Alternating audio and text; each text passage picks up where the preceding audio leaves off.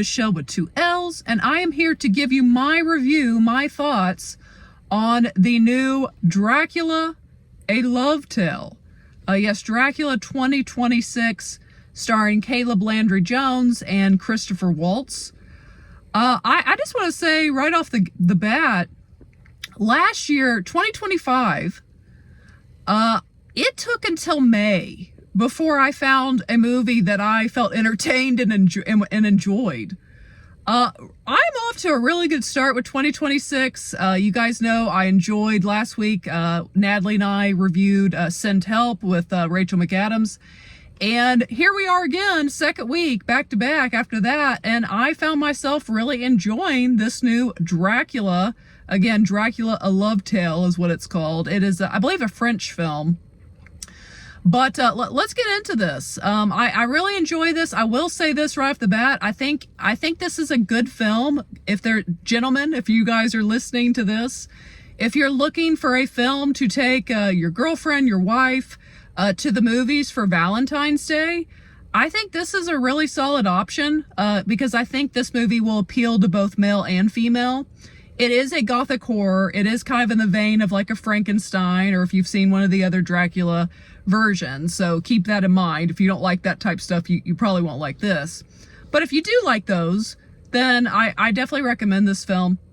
So I think a question to be asked is, we had Nosferatu that came out Christmas of 2024. We have Bram Stoker's Dracula that people like. Does this movie kind of warrant... does it tell this classic tale in a way that warrants a new movie? And I've seen a few people say no, but I'm going to disagree with those voices. I think this film, again, I really enjoyed it. And I think it is different enough from Bram Stoker's Dracula that it did warrant kind of a retelling of this classic tale. This movie, again, it's in the name, Dracula, A Love Tale. That is kind of the thrust behind it. The main focus is this love story of Dracula's. Dracula is very much, the character is very much the main character of this film. And I feel like that's kind of a different thing from the Francis Ford Coppola film. Dracula's prime, he's front and center in this film. And it also, comparing it to Bram Stoker's Dracula, where that movie shows what happens at the beginning and then jumps forward and stays there. This film time jumps some, and that you very much walk through with Dracula through the time of him finding his love again down the road. So I enjoyed that. I enjoyed it being very Dracula focused, following this character. It very much kind of humanizes him in a way. So I enjoyed all that. I really love the standout for me. Again, Dracula, the guy who played him, did a great job. He's very charming. They show, how he's able to, the allure power that Dracula has. But the standout for me too was Christopher Waltz's character. Christopher Waltz is such a great actor, but he plays kind of the Van Helsing character. And in this version, he's just called Priest. And I loved him. This is the coolest priest that I have ever seen in a film. His character is, he made me chuckle several times. He's kind of dry, has kind of a dry sense of humor.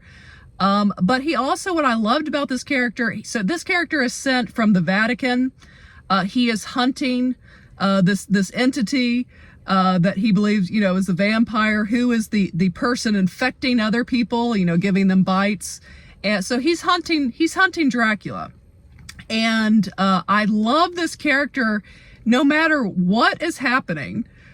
He is just so confident in the authority that he has, and he remains so calm and just assertive. He knows what he's doing. I really loved the character is just the priest. Again, Christopher Waltz's character. He also brings...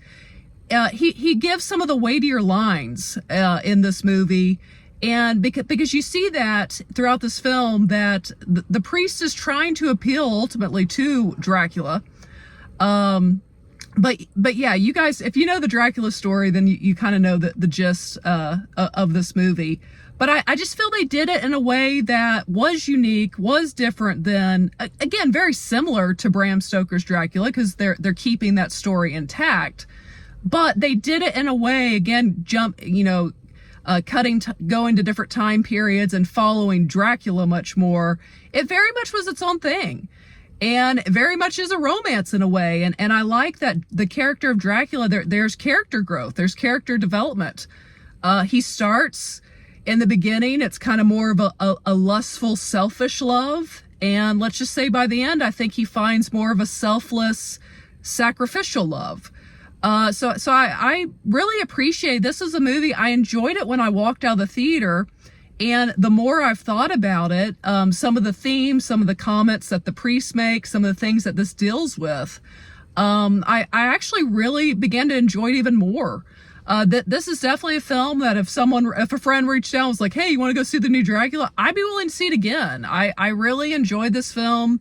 Again, great performance, by the two lead actors in this. And just kind of a timeless tale, really.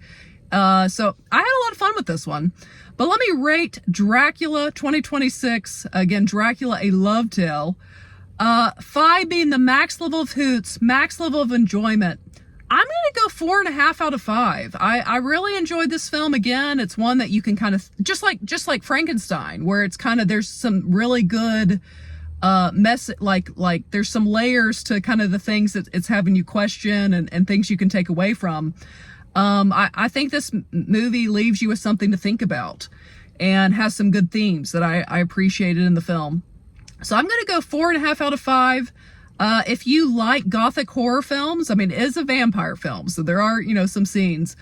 Then I would recommend this. And again, guys, if you're looking for a film for Valentine's and your lady isn't bothered by Gothic horror, again, it's no worse than like the Frankenstein movie from last year. Then I'm gonna recommend Dracula, A Love Tale. But what do you guys think? Have you guys heard of this film? Have you seen the trailer? Are you considering seeing this film? Have you seen it? Share your thoughts below, and if you have not yet, go ahead and hit the subscribe button. Also, give this video a thumbs up.